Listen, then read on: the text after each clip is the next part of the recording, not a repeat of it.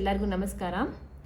ಇವತ್ತು ತುಂಬ ಫೇಮಸ್ ಆಗಿರುವಂತಹ ಮ್ಯಾಂಗೋ ಕುಲ್ಫಿ ಯಾವ ರೀತಿ ಮಾಡೋದು ಅಂತ ನೋಡೋಣ ಬನ್ನಿ. ಈ ರೀತಿ ನಾನು 2 ಮಾವಿನ ಹಣ್ಣನ್ನು ತೊಗೊಂಡಿದ್ದೀನಿ.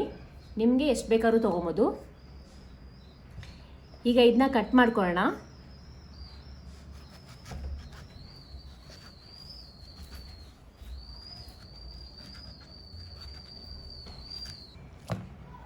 ನೋಡಿ, ಈ ರೀತಿ ತಗೊಳ್ಳೋಣ. ಇದೇ ರೀತಿ ಕಟ್ ಮಾಡಿ ಇಟ್ಕೊಳ್ಳೋಣ. ನೋಡಿ, ಈಗ ಎರಡನ್ನೂ ಈ ರೀತಿ ತಕ್ಕೊಂಡು ಇಟ್ಕೊಂಡಿದ್ದೀನಿ. ಈಗ ಇದರಲ್ಲಿ ಓಟೆ ತೆಗಿಯೋಣ. ನಾನು ಓಟೆ ತೆಗಿಯೋಕ್ಕೆ ಈ ಸ್ಪೂನ್ ಯೂಸ್ ಮಾಡ್ತಾ ಇದ್ದೀನಿ. ಒಂದು ಫೋರ್ಕ್ ಒಂದು ಮತ್ತು ಇದೊಂದು.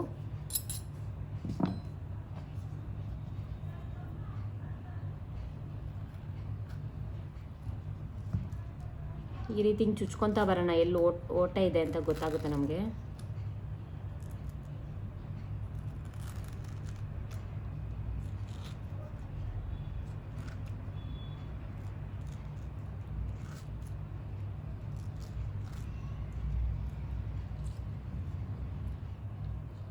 ನೋಡಿ, ಈ ರೀತಿ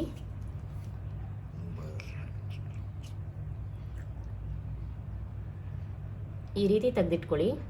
ಈಗ ಇದನ್ನ ಸೈಡಲ್ಲಿ ಇಡೋಣ. ನೋಡಿ, ಈ ರೀತಿ ರೆಡಿಯಾಗಿದೆ.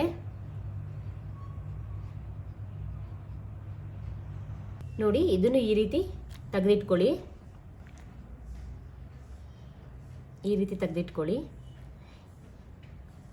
ಈಗ ನೋಡಿ, ಈ ರೀತಿ 2 ರೆಡಿಯಾಗಿದೆ. ಈಗ ನೆಕ್ಸ್ಟ್ ಏನು ಮಾಡೋದು ಅಂತ ನೋಡೋಣ ಬನ್ನಿ. ಮ್ಯಾಂಗೋ ಕಟ್ ಮಾಡಿ ಇಟ್ಕೊಂಡಿದ್ದೀರಲ್ಲ, ಆ ಮ್ಯಾಂಗೋ ಒಳಗಡೆ ನಾವು ಫಿಲ್ ಮಾಡೋದಕ್ಕೆ, ಅಂದರೆ ಮ್ಯಾಂಗೋ ಒಳಗಡೆ ತುಂಬೋದಕ್ಕೆ ಈಗ ಕುಲ್ಫಿ ರೆಡಿ ಮಾಡ್ಕೊಳ್ಳೋಣ. ಮಿಲ್ಕ್ ಕುಲ್ಫಿ ಯಾವ ರೀತಿ ಮಾಡೋದು ಅಂತ ತೋರಿಸ್ತೀನಿ. ಈಗ ಸ್ಟವ್ ಹಚ್ಕೊತಾ ಇದ್ದೀನಿ. ಕುಲ್ಫಿ ರೆಡಿ ಮಾಡ್ಕೊಳೋದಕ್ಕೆ ನಮಗೆ ಹಾಲು ಬೇಕು. ನಾನು 3/4 ಲೋಟ ಹಾಲು ತೊಗೊಂಡಿದ್ದೀನಿ. ಈಗ ಹಾಲು ಪ್ಯಾನ್ಗೆ ಹಾಕ್ತಾ ಇದ್ದೀನಿ.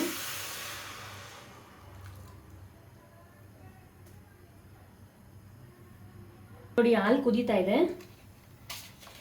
ಇದಕ್ಕೆ 5 ಸ್ಪೂನ್ ಸಕ್ಕರೆ ಹಾಕ್ಕೊಳ್ಳೋಣ.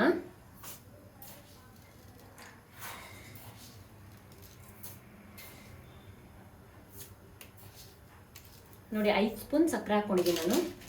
ಈ ರೀತಿ ನೀಟಾಗಿ ಮಿಕ್ಸ್ ಮಾಡ್ತಾ ಬರೋಣ. ಸಕ್ಕರೆ ಎಲ್ಲ ನೀಟಾಗಿ ಕರ್ಕೊತಾ ಬರಬೇಕು.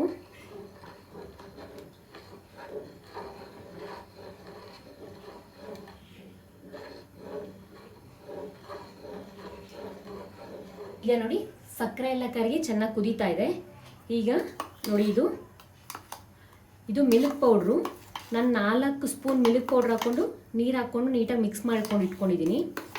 ಇದಕ್ಕೆ ಹಾಕ್ಕೊಳ್ಳೋಣ. ಇದು ಹಾಕಿದ್ರೆ ನಿಮಗೆ ಪೌಡ್ರ್ ಹಾಕಿದ್ರೆ ತುಂಬ ಟೇಸ್ಟು ಬರುತ್ತೆ ಮತ್ತು ಬೇಗ ಗಟ್ಟಿ ಆಗುತ್ತೆ. ಅದಕ್ಕೋಸ್ಕರ ನಾನು ಮಿಲ್ಕ್ ಪೌಡ್ರನ್ನ ಹಾಕ್ಕೊತಾ ಇದ್ದೀನಿ. ಚೆನ್ನಾಗಿ ಕುದೀತಾ ಇದೆ. ಈ ರೀತಿ ಚೆನ್ನಾಗಿ ಕುದ್ದು ಗಟ್ಟಿ ಆಗಬೇಕದು.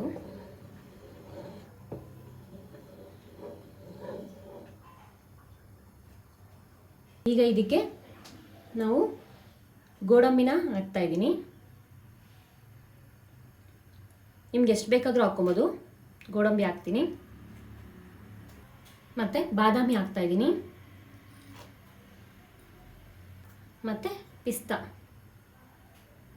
ಹಾಕ್ತಾ ಇದ್ದೀನಿ.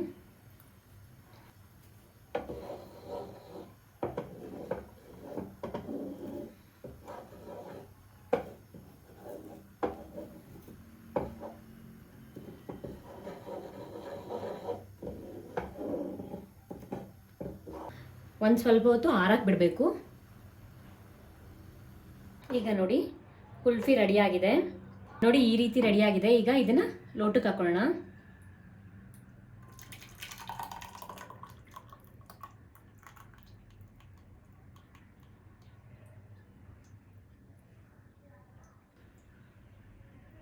ನೋಡಿ, ಈ ರೀತಿ 2 ಲೋಟ ಇಟ್ಕೊಂಡು ಈ ರೀತಿ ಪ್ಲೇಸ್ ಮಾಡಿ ಇಟ್ಕೊಳ್ಳೋಣ.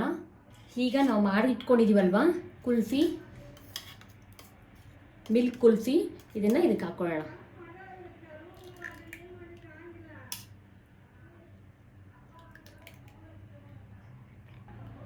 ನೋಡಿ ಈ ರೀತಿ ಹಾಕಿಟ್ಕೊಳ್ಳಿ. ಈಗ ಈ ರೀತಿ ಕ್ಲೋಸ್ ಮಾಡೋಣ. ಇದನ್ನು ಅಷ್ಟೇ ಈ ರೀತಿ ಕ್ಲೋಸ್ ಮಾಡೋಣ. ಈಗ ಇದನ್ನು ಫ್ರೀಝರಲ್ಲಿ ಇಡೋಣ. ಬನ್ನಿ ತೊಗೊಂಡೋಗಿ ಇದನ್ನು ಫ್ರೀಝರಲ್ಲಿ ಇಡೋಣ. ನೋಡಿ, ಒಂದಿನ ಫ್ರೀಝರಲ್ಲಿ ಫ್ರೀಸ್ ಮಾಡಿದ್ದಕ್ಕೆ ಈ ರೀತಿ ಆಗಿದೆ. ಫುಲ್ ನೋಡಿ ಗಟ್ಟಿಯಾಗಿ ಆಗಿದೆ. ಈಗ ಇದು ಆಗಿದೆ. ಇದನ್ನು ಸಿಪ್ಪೆ ತಗೊಳ್ಳೋಣ.